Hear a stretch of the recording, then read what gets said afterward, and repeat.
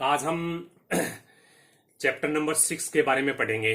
जो chapter number 6 क्या है अपना सततता तथा अवकलनीय के बारे में आज अपन पढ़ेंगे। तो सबसे पहले अपन बात करते हैं कि फलन की सततता यानी कॉन्टिन्यूटी ऑफ ए फंक्शन, यानी एक फलन की सततता क्या होती है। ठीक है, तो सतत का मतलब नॉर्मली अगर अपन समझे तो सतत का अर्थ ये होता है कि वक्र का अगर अपन ग्राफ खींचे तो वक्र का ग्राफ कहीं से भी टूटा हुआ नहीं होना चाहिए। ठीक है, जैसे कोई भी मतलब अपना वक्र ले और उस वक्र का अपन ग्राफ खींचे तो वो ग्राफ है कहीं से भी टूटा हुआ नहीं होना चाहिए। तो ऐसा फलन क्या कहलाता है? अपना फलन सतत फलन कहलाता है। ये होती है नॉर्मली शब्दों में अपन परिभाषा कह सकते हैं। अब अपन फलन की सततता की गणितीय परिभाषा की अगर बात करें तो फलन की सततता की जो गणितीय जो परिभाषा है वो क्या होती है कि ये होती है अपनी क्या फलन एफ एक्स बिंदु x बराबर a पर सतत कहलाता है यदि फलन x बराबर a पर सुपरिभाषित हो, अर्थात फलन का मान निश्चित हो, उस बिंदु पर फलन की सीमा का अस्तित्व हो तथा फलन का मान तथा फलन की सीमा दोनों बराबर हो। अतः फलन fx बिंदु x बराबर a पर सतत होगा यदि limiting cases x tend to a fx बराबर fa, limiting cases x tend to a plus fx बराबर limiting cases x tend to a negative fx, यानी दाएं सीमा बराबर बाएं सीमा बराबर फलन का मान। ठीक है, तो ये क्या होती है कि ये फलन की गणितीय परिभाषा होती है जो आपको क्या करनी है, याद रखनी है और इसको एक कॉपी में भी लिखना है। ठीक है, तो ये मेन सूत्र है। आपको कोई भी मतलब फलन है उसको सततता के बारे में अगर अपने चेक करेंगे तो ये अपना क्या है कि मेन सूत्र है, आपको याद रखना है। Limiting cases x tend to a लेना है सबसे पहले, एफ एक्स बराबर ए, इसको बोलते हैं फलन का मान ज्ञात करना। और limiting cases x tend to a plus f x, ये फॉर्मूला होता है अपना किसका, दाईं सीमा ज्ञात करने का। Limiting cases x tend to a negative, ये जो फॉर्मूला होता है ये होता है अपना बाईं सीमा ज्ञात करने का। अब यहाँ पे इसी डेफिनेशन में अगर अपन बात करें तो यहां डेफिनेशन में एक बात बोली गई है कि भी यदि फलन x बराबर a पर क्या हो, सुपरिभाषित हो, अर्थात फलन का मान निश्चित हो। तो इस लाइन का अर्थ क्या होता है कि हमें कह दिया कि भी कोई भी फलन दे दिया, जैसे अपन बोले कि एफ एक्स बराबर क्या बोल दिया, tan x, ये कोई फलन ले लिया और पॉइंट ले लिया x बराबर ले लिया हमने कोई भी पॉइंट एक ले लिया π/2। तो सबसे पहले ये ऐसे कहना चाहता है कि जो फलन आपने लिया है वो फलन दिए गए बिंदु पर क्या होना चाहिए, सुपरिभाषित होना चाहिए, अच्छी तरीके से परिभाषित होना चाहिए। ऐसा न हो कि उस पॉइंट पे फलन का मान क्या आ जाए, इनफाइनाइट आ जाए। ठीक है, तो जैसे अपन इस फलन की अगर बात करें तो एफ एक्स बराबर tan x है, तो जैसे ही अपन x बराबर π/2 इसमें रखें यानी f π/2 और यहां पे रखें तो ये बनता है tan π/2 और tan π/2 का मान क्या होता है, इनफाइनाइट होता है। तो ये फलन क्या नहीं है, सुपरिभाषित नहीं है। ठीक है, यानी जो पॉइंट अपन फलन के अंदर रख रहे हैं उस पॉइंट पे फलन का मान क्या होना चाहिए, निश्चित मान होना चाहिए। ठीक है, और उस बिंदु पर फलन की सीमा का अस्तित्व होना चाहिए तथा मतलब उसकी सीमा हमें निकालनी है। कैसे निकालेंगे, दाईं सीमा ऐसे निकालेंगे और बाईं सीमा इस फॉर्मूले के द्वारा निकालेंगे।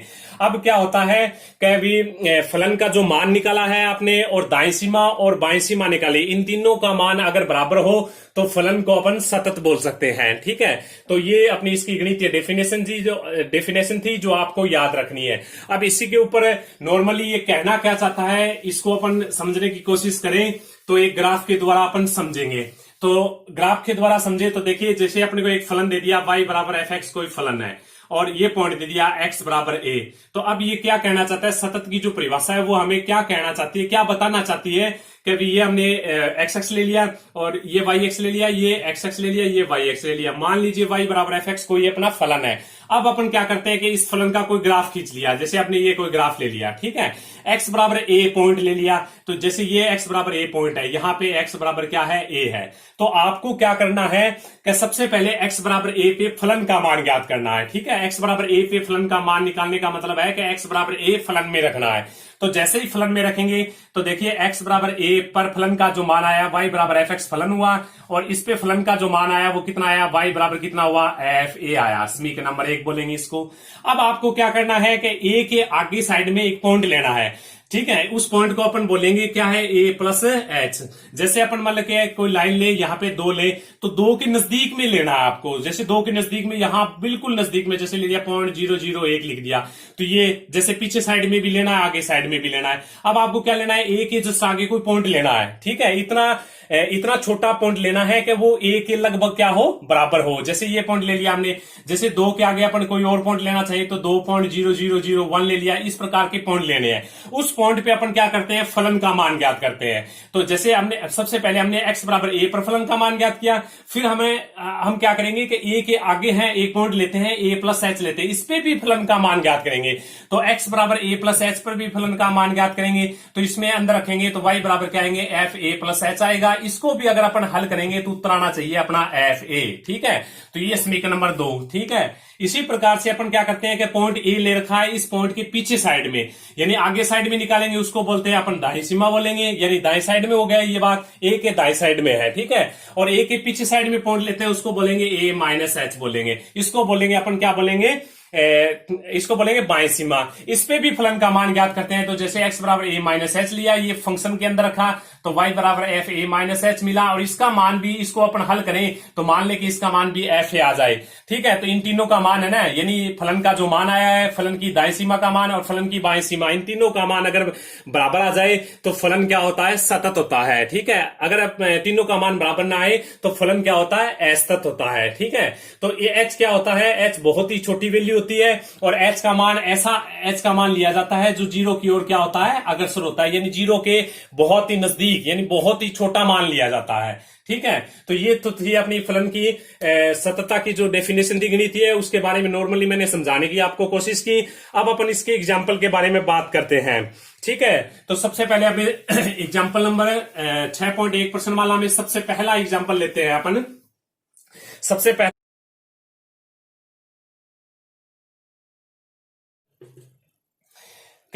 ये फंक्शन दे रखा है, x मल्टीप्लाई में दे रखा है अपना 1 प्लस में। ठीक है, 1 प्लस 1/3 साइन लॉग एक्स की स्क्वायर। ठीक है, तो आगे ब्रैकेट बंद, ये दे रखा है x नॉट इक्वल टू 0। अब है अपना 0, x बराबर 0, और यहां आपको क्या करना है, x बराबर 0 पर सतत बताना है कि भी सतत है या नहीं है। ये अपना सवाल ये क्वेश्चन दे रखा है कि x बराबर 0 पर आपको सततता की चेक करना है, कभी दिया गया फलन x बराबर 0 पर सतत है या नहीं।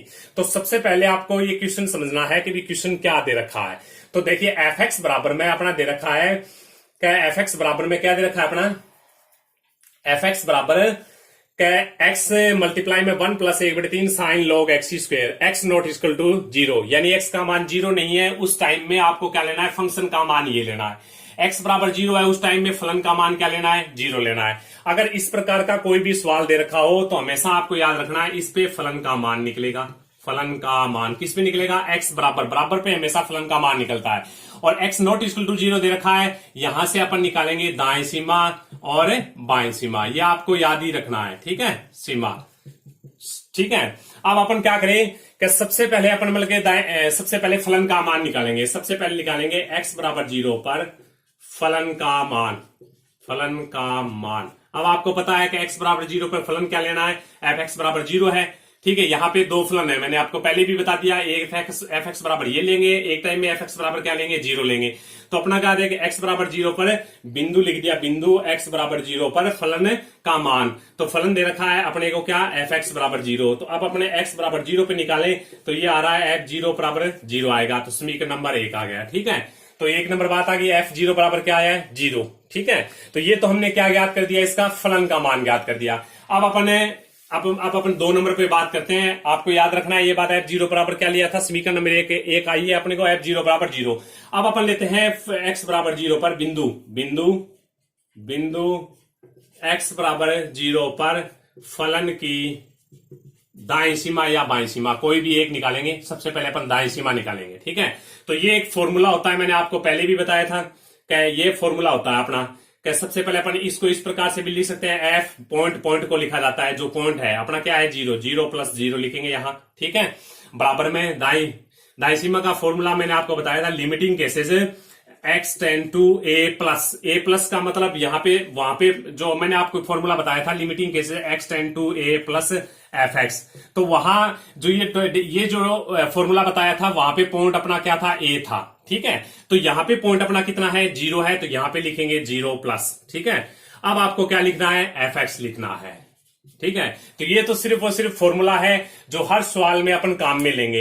ये जीरो बदलता जाएगा, ये जीरो भी बदलेगा, क्योंकि जिस हिसाब से पॉइंट होगा, जैसे ए दे रखा है तो ए प्लस लिख देंगे, यहां ए लिखेंगे।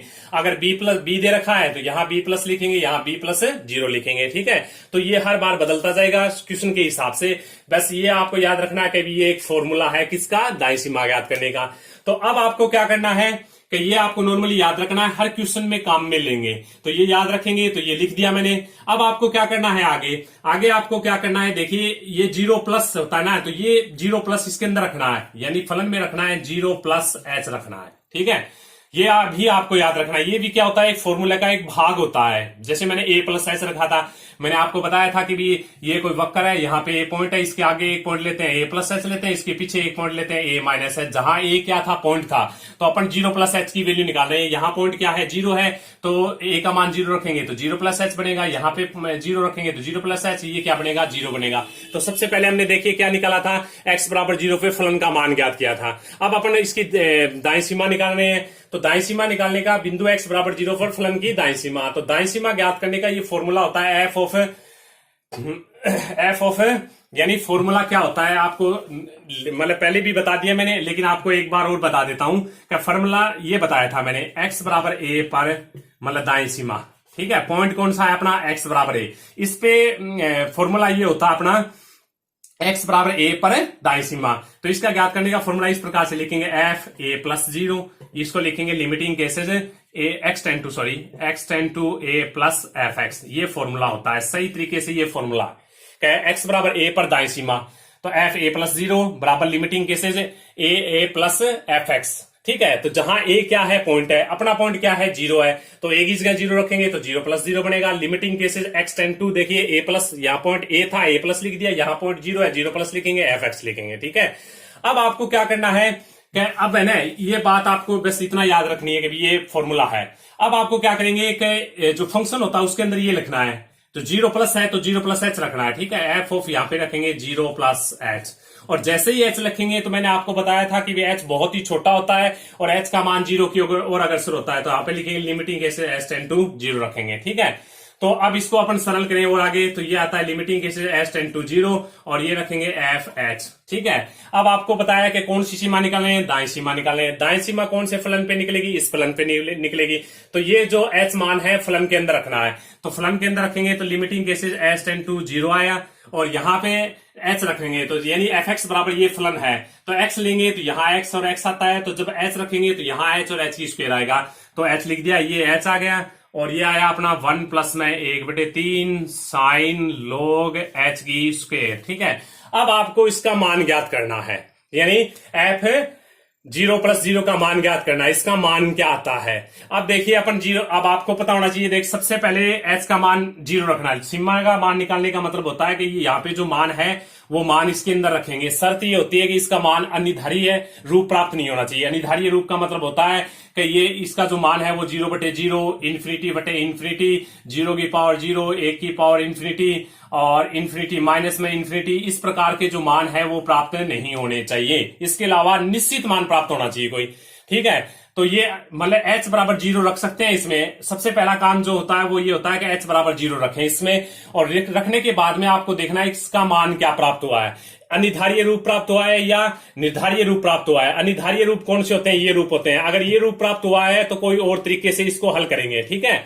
और अगर इसके अलावा कोई मान प्राप्त हो रहा है तो अच्छी बात है, वो निश्चित मान ही प्राप्त होगा, इसके अलावा प्राप्त होगा वो। ठीक है। तो निर्धारीय, अब अपन क्या करते हैं, अब देखिए h बराबर 0 रखें, तो देखिए h बराबर 0 रखें तो क्या बनेगा, ये तो बनेगा 0। ठीक है।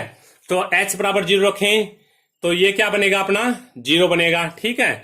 तो h बराबर अगर अपन 0 रखें इसके अंदर, तो देखिए इसका मान क्या बनेगा, सबसे पहले 0। ठीक है। फिर ब्रैकेट में 1 प्लस 1/3, ये बनेगा साइन लॉग एच की स्क्वायर यानी 0 बनेगा। तो ये इसको अपन हल करते हैं। तो देखिए आपको पता होना चाहिए, मैंने आपको कई बार बता दिया, अभी लॉग 0 का जो मान होता है वो होता है माइनस इन्फिनिटी। तो यहां अगर लॉग 0 का मान निकालेंगे तो 0 मल्टीप्लाई में 1 प्लस 1/3 साइन माइनस इन्फिनिटी बनेगा। अब आपको पता है कि भी साइन जो थीटा का मान होता है वो -1 से बड़ा होता है और 1 से क्या होता है, छोटा होता है। यानी थीटा का मान कोई भी मान रखो आप, थीटा का मान बड़े से बड़ा या छोटे से छोटा कोई भी मान रखो आप, तो जो साइन थीटा का जो मैक्सिमम मान है वो तो +1 आता है और मिनिमम मान -1 आता है। तो इसका मान या तो +1 आएगा या फिर क्या आएगा, -1 आएगा। ठीक है, तो या तो +1 आएगा इसका मान या -1 आएगा। यहां अपन ले लेते हैं +-1। ठीक है, तो अब इसको और आगे अपन हल करें, तो और आगे हल करें तो ये आता है, देखिए 0 मल्टीप्लाई में 1 + का मल्टीप्लाई करें 1 + -1/3, यानी ये आ गया 0 गुणा में परिमित मान आएगा, परिमित मान। ठीक है, अपरिमित मान कौन सा होता है, इन्फिनिटी होता है। और इसको अपन हल करें, यानी प्लस को लें तो 4/3 बनेगा और माइनस को लें तो अपना बनेगा 2/3 बनेगा। तो 0 गुणा में ये 4/3 और 2/3 क्या है, परिमित मान है। तो 0 गुणा में परिमित मान है, आंसर कितना हुआ अपना, 0 हुआ। ठीक है, तो फलन की जो दाईं सीमा आई है वो भी क्या आई है, 0 आई है। अब अपन लेते हैं फलन की बाईं सीमा लेते हैं। ठीक है, तो फलन की बाईं सीमा, अब इसी प्रकार से फलन की बाईं सीमा निकालते हैं कि बिंदु x = 0 पर फलन की बाईं सीमा, फलन की बाईं सीमा। तो सबसे पहले आपको ये फॉर्मूला है जो मैंने आपको पहले भी बताया था, वो फॉर्मूला लेना है काम में। क्या है, बाईं सीमा का फॉर्मूला इस प्रकार से लेंगे कि बिंदु x = a पर फलन की बाईं सीमा फलन की बाईं सीमा का ये फॉर्मूला बताया था मैंने आपको कि limiting cases x tend to a minus, यहां पे लिखेंगे fx लिखेंगे। इसको शॉर्ट में इस प्रकार से भी लिख सकते हैं fa माइनस में 0। ठीक है, तो इसी हिसाब से लिखना है। यहां पॉइंट क्या है, 0 है। ठीक है, तो ये फॉर्मूला होता है फलन की दाईं सीमा बाईं सीमा का। तो इस फॉर्मूले को अपन काम में लेंगे। देखिए क्या यहाँ पे पॉइंट 0 चल रहा है, यहाँ पे x = a पॉइंट है, यहाँ x बराबर क्या है, 0 है। तो a की जगह अपन 0 रखेंगे, तो 0 रखेंगे तो ये तो बनेगा f0 - 0। लिमिटिंग केसेस ये क्या बनेगा, x टेंड टू 0 माइनस बनेगा। ठीक है, तो इस प्रकार से ये फॉर्मूला है, आपको मैंने बता दिया जो याद रखना है। तो ये फॉर्मूला को मैंने आपको बताया था किस प्रकार से लिखना है, f0 - 0 यहाँ पे लिखना है। Limiting cases x tend to क्या लिखना है, 0 माइनस, यहां लेते हैं fx लेते हैं। ठीक है, तो सबसे पहला काम मैंने आपको बताया था कि 0 माइनस है, तो इस फलन के अंदर क्या लिखना है, 0 - h लिखना है। जैसे ही h आ जाए तो h को क्या लेना है, अपने को 0 लेना है, s टेंड टू 0, यानी h बहुत ही छोटा होता है। अब इसको और आगे हल करें तो limiting cases s tend to 0 और ये आ गया अपना f - h। अब फलन के अंदर अपने को क्या रखना है, -h रखना है। अब देखिए बाईं सीमा कौन से फंक्शन पे निकलेगी, इस पे निकलेगी। तो यानी x की जगह अपने को क्या रखना है, -h इसके अंदर रखना है। ठीक है, तो जैसे ही अपन रखें तो ये आता है limiting cases s tend to आता है अपना 0 और यहां रखें तो देखिए -h, फिर आया 1 प्लस में 1/3 साइन लॉग x की स्क्वायर नहीं, x की जगह -h रखेंगे तो h की स्क्वायर बनेगा। अब वही बात है कि सीमा, सबसे पहले ये आ गई, लिमिट का मतलब होता है सीमा निकालनी है, s टेंड टू 0 यानी h टेंड टू 0। जब h का मान 0 की ओर अग्रसर हो रहा है तो उस टाइम में आपको सीमा निकालनी है। तो सीमा निकालेंगे तो सबसे पहला जो काम ये होता है सीमा का कि जो s टेंड टू 0 का मतलब होता है कि h की जगह इसमें 0 रखना है। शर्त ये है कि इसका मान परिमित मान प्राप्त होना चाहिए। ठीक है, अगर परिमित के अलावा अपरिमित या अनिर्धारित रूप प्राप्त आ रहा है, निर्धारित रूप प्राप्त हो रहा है, यानी अनिर्धारित रूप मैंने आपको बताया था इन्फिनिटी बटे इन्फिनिटी, इन्फिनिटी माइनस इन्फिनिटी, 0 की पावर 0, इन्फिनिटी की पावर इन्फिनिटी, 1 की पावर इन्फिनिटी और फिर इसके अलावा 0/0, इस प्रकार के अगर रूप प्राप्त हो तो वो होते हैं अनिर्धारित रूप होते हैं। ठीक है, तो h का मान 0 रखें तो 0 रखने पर इसका मान क्या आना चाहिए, लगभग नहीं, इसका मान परिमित होना ही चाहिए, परिमित मान आना चाहिए। ठीक है, अगर परिमित मान आ रहा है तो हमने सही रखा है, अन्यथा इसको कोई और तरीके से अपन हल करेंगे। ठीक है, तो अब अपन क्या करें कि इसमें वापस वही मान रखेंगे, h = 0 रखें तो देखिए log 0 बनेगा। log 0 का मान क्या होता है, -इन्फिनिटी होता है, -इन्फिनिटी। तो s टेंड टू 0 ये हुआ -h हुआ, 1 प्लस में 1/0 ये हुआ साइन -इन्फिनिटी। ठीक है, अब आता है, फिर मैंने आपको ये भी बताया था कि साइन थीटा का जो मैक्सिमम मान होता है वो -1 +1 और -1 मिनिमम मान होता है। तो इसका जो मान आएगा साइन माइनस थीटा है, तो साइन के आगे एंगल होता है, जो एंगल चाहे बड़े से बड़ा एंगल हो चाहे छोटे से छोटा एंगल हो, तो साइन के आगे बड़े से बड़ा एंगल रखो चाहे छोटे से छोटा एंगल रखो, इसकी हमेशा मैक्सिमम जो वैल्यू है वो 1 आती है और मिनिमम वैल्यू क्या आएगी, -1 आएगी। तो यहां अपने को पता नहीं, फिक्स मान का तो पता नहीं हमें क्या आएगा, लेकिन अपन क्या लिखेंगे, लिमिटिंग केसेस क्या लिखेंगे, limiting cases s tend to 0 आ गया है तो यहां लिखेंगे 1 प्लस में 1/3, यहां लिखेंगे प्लस माइनस लिखेंगे। ठीक है, 1 क्योंकि इसका मान प्लस माइनस 1 मैक्सिमम या मिनिमम के बीच में आएगा, हमें नहीं पता कितना आएगा। तो आपको इसको कुल मिला के हल करें तो limiting cases s tend to 0, तो यहां तो 0 बनता है और ये क्या बनेगा अपना 1 प्लस माइनस 1/3। वही बात आ गई कि 1 प्लस 1/3 ले तो बनता है 4/3 और 1 माइनस 1/3 ले तो 2/3 बनता है। तो 4/3 गुणा में 0 यानी 2/3 गुणा में 0 यानी 0 गुणा में क्या बन रहा है परिमित मान। तो इसका मतलब इसका आंसर भी क्या आएगा अपना 0 आएगा। तो देखिए हमने फलन का मान ज्ञात किया था वो भी 0 प्राप्त हुआ था, फलन की दाईं सीमा ज्ञात की थी वो भी 0 प्राप्त हुआ था और फलन की मतलब बाईं सीमा ज्ञात की थी वो भी 0 प्राप्त हुआ था। ठीक है, तो फलन की दाईं सीमा बाईं सीमा सबका मान क्या है बराबर है, इसलिए दिया गया फलन x बराबर 0 पर क्या है सतत है। ठीक है, ओके, धन्यवाद।